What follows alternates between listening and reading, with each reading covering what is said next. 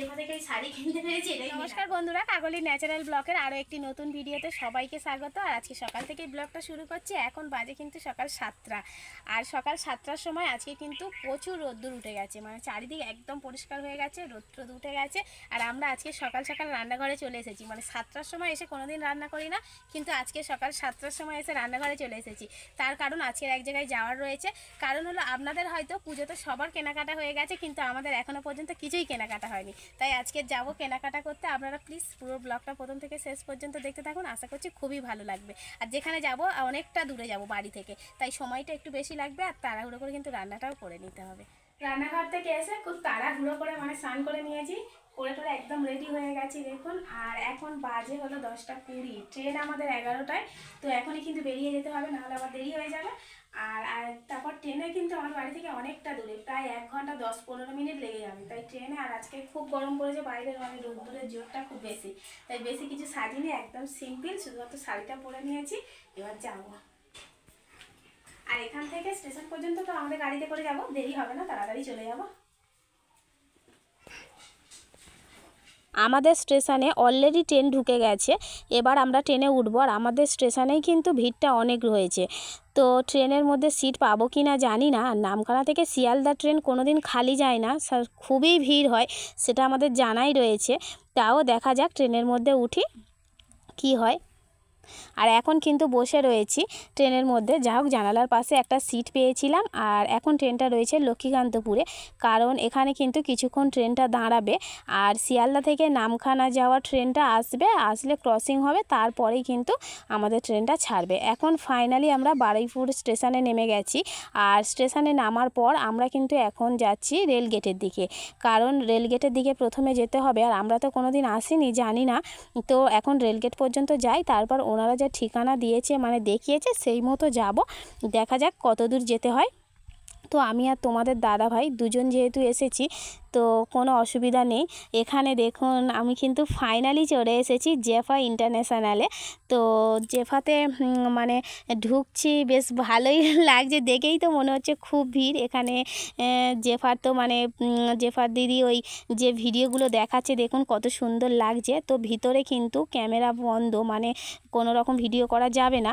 আর কেনাকাটা কিন্তু আমরা করে নিয়েছি। আর কেনাকাটার পর আমরা এখন খেতে এসেছি আজমাতে, যেহেতু প্রচণ্ড মানে গরম পড়েছে, আর তারপরে কিন্তু অনেকটা দুপুরও হয়ে গেছে, তাই কেনাকাটার পর না খেলে আবার বাড়ি ফেরা যাবে না। আর এদিক দিয়ে মানে নামখানা ট্রেনে ভীষণ ভিড় হয়।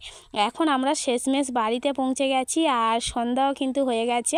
তো কিসিপ তো মানে আমাদের সারাদিন দেখেনি, দেখে ও ভীষণ খুশি হয়ে গেছে। আর ও আবার বাড়ি থেকে ফোনও করেছিল, মা বিরিয়ানি নিয়ে আসবে। আর আমরা যেহেতু ওখানে বিরিয়ানি খেয়েছি, তো ওর জন্য না আনলে হয় না, তো এটা কিন্তু আমাদের বাজার থেকেই এনেছি, নিশ্চিন্তপুর মার্কেট থেকে। দোকানটাতে ভীষণ ভালো বিরিয়ানি বানায়। তো এখন ওকে খেতে দিয়ে দেব। আর ও সারাদিন দেখেনি, মানে ও নিজেও ভেবেছিল যে মা বাপি কোথায় চলে গিয়েছে, আর মনটা ওর খারাপ ছিল। আর ট্রেনে এত পরিমাণে ভিড় হয়েছিল, মানে ডাউন ট্রেনে যে ওইভাবে ভিড় হয়, তাও আবার এই বিকেলবেলা বা সন্ধ্যার জলটায় মানে ভীষণ ভিড় হয়। আর ওই ভিড়ের মধ্যে আস্তে আস্তে মানে চোখ মুখ পুরো বসে গেছে, একদম কালি পড়ে গেছে যাকে বলে। আর কষ্ট হচ্ছে, তাও ওকে একটু খাইয়ে দেবো, কারণ ও সারাদিন আমরা যেহেতু ছিলাম না, মানে খাওয়া দাওয়া কি করেছে জানি না, অল্প ওর বড় মার কাছে। তো এখন আমি ওকে খাইয়ে দেবো। আর ও ভীষণ খুশি হয়েছে কিন্তু বিরিয়ানিটা পেয়ে, কারণ ও নিজেই ফোন করেছিল মা বিরিয়ানি নিয়ে আসবে। তো এখন ওকে খাইয়ে নেব। আপনারা প্লিজ ব্লগটা শেষ পর্যন্ত দেখতে থাকুন। আর কি কেনাকাটা করলাম না করলাম সেগুলো তো আমি আপনাদেরকে দেখাবো, তো আপনারা দেখতে থাকুন, ভালো লাগবে। আজকের ভিডিওটা কিন্তু পরের দিনের ভিডিও। আর আগের দিন যে ভিডিওটা করেছিলাম জেফাতে গিয়ে, সেটা কিন্তু খুবই ছোট্ট একটা ভিডিও, তাই আজকে দুদিনের ভিডিও একসাথে জুড়ে নিলাম। তো এখন আমরা চলে এসেছি আমাদের কাকদ্বীপের বাজার মেট্রোতে। এখানে আসার কারণ হলো কাকদ্বীপে একটু কিসিবের ডাক্তার দেখানোর ব্যাপার ছিল, ওকে চেক আপের ডেট ছিল আজকে। তো ডাক্তারবাবুকে দেখিয়ে নেব, আর সেই সাথে এদিকে আমাদের কেনাকাটাটা হয়ে যাবে, মানে বাকি কেনাকাটা যেটা বাবুর জন্য এখনও বাকি রয়েছে। তারপর আমার দিদির ছেলে জয় এসেছে, ওকেও কিনে দেব। আর এদিকে ওকে সঙ্গে নিয়ে এসেছি, ওকে কিনে দিতে সুবিধা হবে, মানে ও পছন্দ করেই নেবে আর কি। তারপর তোমাদের দাদা ভাইয়ের জন্য বাকি রয়েছে, সেজন্য একেবারে দুটো কাজ হয়ে যাবে। ওদিকে ডাক্তারবাবুর কাছে টিকিটটা করে এসেছি। আর ডাক্তারবাবু আজকে হসপিটালে দেখবে, তারপরে কিন্তু উনি চেম্বারে আসবেন। তো চেম্বারে আসা পর্যন্ত আমরা এদিকে কেনাকাটাগুলো সেরে নেব। তো এখন তোমাদের দাদাভাই জামা কাপড় বাঁধছে, তারপর মানে ওদের সবার জন্য কিনে টিনে তারপরে যাব আমরা ডাক্তারবাবুর কাছে। কালকের ওখান থেকে কিন্তু কেনাকাটা করা যেত, তবে টাইমে হয়নি, কারণ ওখানে কেনাকাটা করতে গেলে আবার আমাদের নামখানার ট্রেনটা পাওয়া যাবে না, তখন আসতেও রাত হয়ে যাবে। সেজন্য কিন্তু ওখান থেকে আর কিছুই কেনাকাটা করিনি, শুধুমাত্র শাড়িটাই কিনেছি। আর ও দোকান থেকে কেনাকাটা করে আসার পর কিন্তু আমরা এখানে খেতে চলে এসেছি। তো জয় খাচ্ছে বিরিয়ানি আর আমরা খাচ্ছি ভাত। যেহেতু কালকে বিরিয়ানি খেয়েছি তাই আজকে আর বিরিয়ানি খেলাম না, ভাত খাচ্ছি। এদিকে ডাল, একটা সবজি দিয়েছে আর আলু ঝুরি দিয়েছে, আর নিয়েছি কাতলা। তো এখন আমরা খাওয়া দাওয়া করে নেব, কারণ দুপুর হয়ে গেছে আর গরম ভীষণ পড়েছে। খাওয়া দাওয়া না করে নিলে আবার মানে ডাক্তার যদি দেখাতে চলে যায় ওখানে গিয়ে আবার দেরি হতে পারে, সেজন্য খাওয়া দাওয়াটা এখন সেরে নিচ্ছি। আর এখন কিন্তু কিসিবের ডাক্তার দেখানো হয়ে গেছে, আর ডাক্তারবাবু ওকে একটা ব্লাড টেস্ট করতে দিয়েছিল, তো ব্লাড টেস্টটা করতে দিয়েছি। আর ব্লাডটা নেওয়ার পরে কিসিব এত কাঁদছিল, ওর তো লেগেছে তাই ও এত কাঁদছিল যে একটা আইসক্রিম কিনে দিলাম, আর আইসক্রিমটা কিনে দিতেই ও চুপ করে গেছে। আর দেখুন কি অবস্থা হয়েছে। আর ওই যে রিপোর্টটা দেবে, রিপোর্টটা দিতে কিন্তু 2 ঘন্টা টাইম নেবে, তো 2 ঘন্টা কিন্তু আমাদের এখানেই থাকতে হবে, কারণ যেহেতু ডাক্তারবাবু এখন চেম্বারে রয়েছেন, তো রিপোর্টটা দিলে কিন্তু ওনাকে দেখিয়ে নিয়ে যেতে সুবিধা হবে। তো এখন আমরা দাঁড়িয়ে রয়েছি, আর ওখানেও এখন চলে যাব, ওর খাওয়ার মানে আইসক্রিমটা খেয়ে নিই, ওকে একটু ঠান্ডা করে নিই, তারপর ওখানে গিয়ে বসবো। এখন আমরা সবাই মিলে মেডিকেলে ডাক্তারবাবুর চেম্বারের সামনেই বসে আছি। আর ও কিসিপ তো মানে বসে থাকতে পারছে না, যেহেতু বিকাল হয়ে গেছে, ওর ঘুমও পাচ্ছে, সারাদিন বাইরে এইভাবে বসে রয়েছে। আর ডাক্তারবাবু আবার এখানে দেখার পর, রুগী দেখার পর উনি চলে গিয়েছে আবার হসপিটালে একটু রাউন্ডে, ওখান থেকে ঘুরে এসে আবার এখানে দেখবে। তো রিপোর্টটা আসার অপেক্ষায় কিন্তু আমরা বসে আছি, আর একটু চিন্তাও হচ্ছে যে রিপোর্টটা কীরকম আসবে। তো ডাক্তারবাবু এলেই রিপোর্টটা দেখিয়ে নিয়ে বাড়িতে চলে যাব। রিপোর্ট আসার পর ডাক্তারবাবুকে কিন্তু দেখিয়ে নিয়েছি, আর রিপোর্টটা ভালোই বলেছে ডাক্তারবাবু, কোনো রকম কোনো সমস্যা নেই। তো ওর তেমন কোনো ওষুধ দেয়নি, শুধু দিয়েছে একটা কৃমির ওষুধ, একটা ভিটামিন, আর দিয়েছে একটা সাবান আর শ্যাম্পু, আর কিন্তু কিছুই দেয়নি। যাই হোক, চিন্তাটা মুক্ত হয়েছে। আর আমরা যে ভয়টা পাচ্ছিলাম না, ওর ঘাড়ের কাছে একটা গ্ল্যান্ড মতো কি হয়েছে ওইটার জন্য। জানি রাত অনেক হয়েছে, তাও আমি এগুলো নিয়ে বসে পড়েছি আপনাদেরকে দেখানোর জন্য, কারণ আজকে যদি না দেখাই তাহলে ভিডিওটা কিন্তু আরেকটু বড় হয়ে যাবে। আর যেহেতু দুদিনের ভিডিও একসাথে করা রয়েছে, তাই ভিডিওটা এমনি থেকেই অনেকটা বড় হয়ে গেছে, তারপর আর বাড়াতে চাইছি না, তাই আজকে রাত হলেও এগুলো আপনাদেরকে দেখাবো। তো দেখতে থাকুন। আর আমরা তো দুদিনেই তো কেনাকাটা করেছি, আর দুদিনে টোটাল যেসব জিনিসপত্র কিনেছি সব কিছুই নিয়ে বসে গেছি। আর যতদূর কেনাকাটা মানে করতে পেরেছি, এখনও বাকি রয়েছে, শেষ হয়নি। তো তবুও আমি দুদিনের কেনাকাটা যেগুলো করেছি আপনাদেরকে দেখাবো। আর এই দুদিনের মধ্যে মেন যেটা মানে সবচেয়ে বেশি আকর্ষণীয়, সেটা হলো জেফা থেকে শাড়ি কেনা। মানে জেফায় গিয়েছে, জেফা থেকে শাড়ি কিনতে পেরেছি, এটাই মেন আকর্ষণ।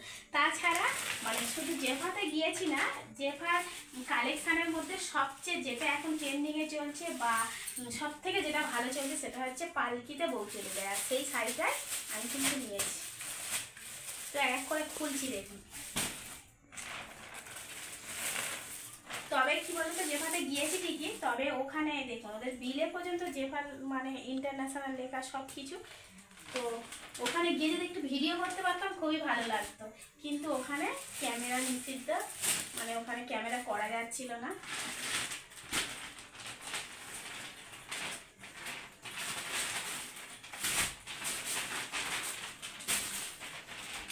আগে জেফার জিনিসপত্রগুলো দেখিয়ে দিই, দেখুন শাড়িটা দেখুন, এগুলো সরিয়ে দিচ্ছি, তা নাহলে বুঝতে পারবেন না।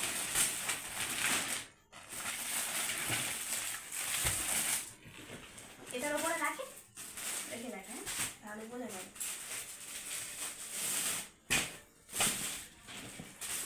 দেখো প্রথমে দেখাই এটা, এটা তোমাদের দাদাভাই আমার জন্য পছন্দ করে দিয়েছে। খাওয়া করছে তোমার না?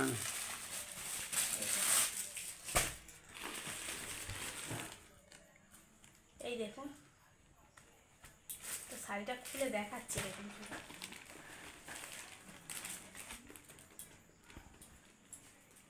কলকাতা থেকে তো তেমন যাওয়া হয় না, তো ওদিকে থেকে শাড়ি আপাতত কেনা হয়নি, আমাদের দিক দিয়েই হয়। তো এবছরেই প্রথম গিয়েছি জেফাতে, আমার খুব ইচ্ছা ছিল। আর যেরকমভাবে ফোনে দেখছি জেফাতে শাড়ি বিক্রি হচ্ছে, এত ভিড় করছে, আমি বায়না করেছিলাম তোমাদের দাদাভাইকে যে ওখানে নিয়ে যাওয়ার জন্য আর শাড়ি কেনার জন্য। পুরো শাড়িটাই এরকম, আর ডুয়েল টোনের ওপর রয়েছে, মানে দু রকম কালার আসবে এরকমভাবে করে রাখলে রাত্রে তো বেশি জ্বলবে। শাড়ির আঁচলটা এইটা,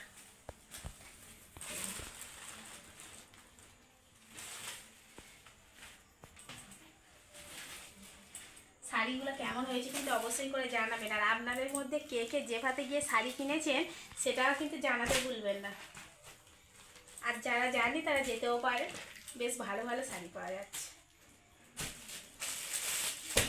এইটা হচ্ছে মেন পালকিতে বউ চলে গেছে, দেখুন এটা মায়ের জন্য নিয়েছি। তো আমরা দুজনে তো একই শাড়ি পরি, তো চিন্তার কারণ নেই, আমিও পরতে পারবো। এই দেখুন, এই বউ যাচ্ছে পালকিতে করে আর এই দুদিকে পেয়ারা পালকি চালাচ্ছে, এটাই হচ্ছে পালকিতে বউ চলে যায়। পুরো শাড়িটা এরকম একরকম কালার, আর আঁচলটা দেখো।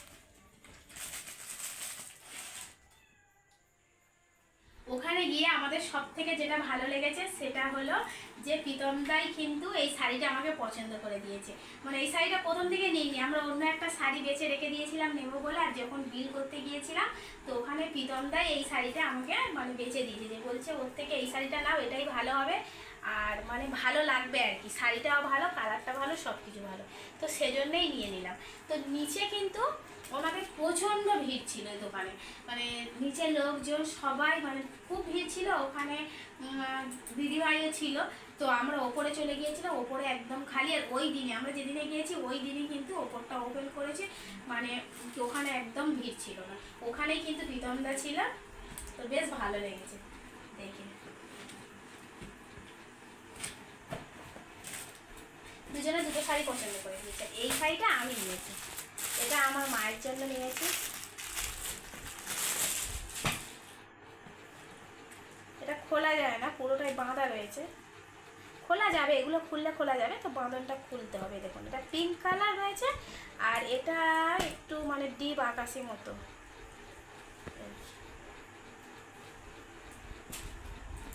আর তারপর এটা কিন্তু ওনারা ওখান থেকে গিফট করেছে, দোকান থেকে।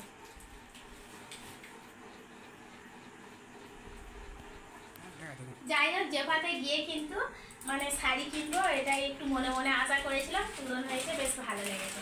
এবার চলে যাই আমাদের বাজার মেট্রোতে, মানে যেটা আমাদের কাটতে আজকে গেলাম, যেখানে কী কী কেনাকাটা করেছিল, অনেক কিছু কিনেছি।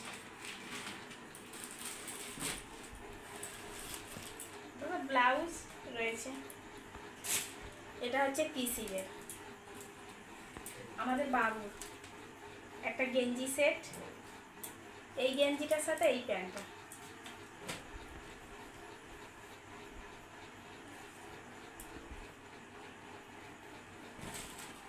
আর এইটা একটা জিন্স, এই জিন্সটা মানে ভীষণ ভালো, কাপড়টা যেমন ভালো, কোয়ালিটিটা খুবই ভালো, দামটাও খুব ভালো। দামটাও ভালোই নিয়েছে। কত কত দাম, দামটা কত নিয়েছে এটা? ও 649। এই তো এইটুকু বাচ্চা ছেলের প্যান্টের দাম 650। তো যেমন কোয়ালিটি হবে তেমন তো দাম নেবে। আচ্ছা, ওই মানে ওই প্যান্টটার সাথে এই শার্টটা,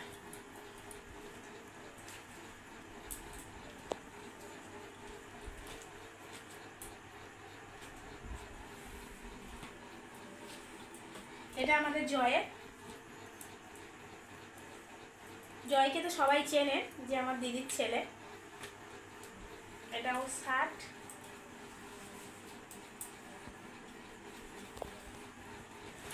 আর এটা ওর প্যান্ট জিন্স, বেশ এটাও কিন্তু ভালো, তাই না? ওখানে মালের কোয়ালিটিগুলো ভালো। আর এটা তোমার দাদা ভাইয়ের, মানে তোমাদের দাদা ভাইয়ের একটা শার্ট, ও আর এখন কিছু নেয়নি, পরে নেবে। আজকে বাবুর ডাক্তার দেখানোর ঝামেলা ছিল, তারপর এত কিছু কেনাকাটা হলো, এটা এমনি রেডিমেড পরার জন্য নিয়েছি। আর এটা তো আমার দেওরের ছেলেকে পুচকেটা হয়েছে তার জন্য। খুবই ছোট গেঞ্জি সেট আছে।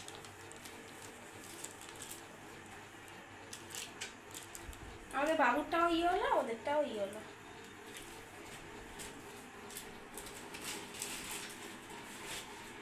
আরো দুখানা শাড়ি রয়েছে এক্সট্রা। দেখো বাবুর আরো একটা জামা প্যান্ট, ওইটা গেঞ্জি সেট।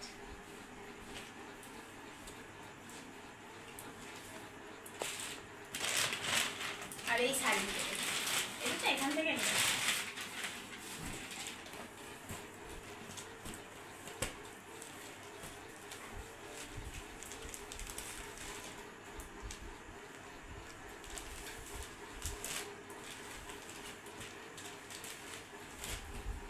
এটা একটা জামদানি।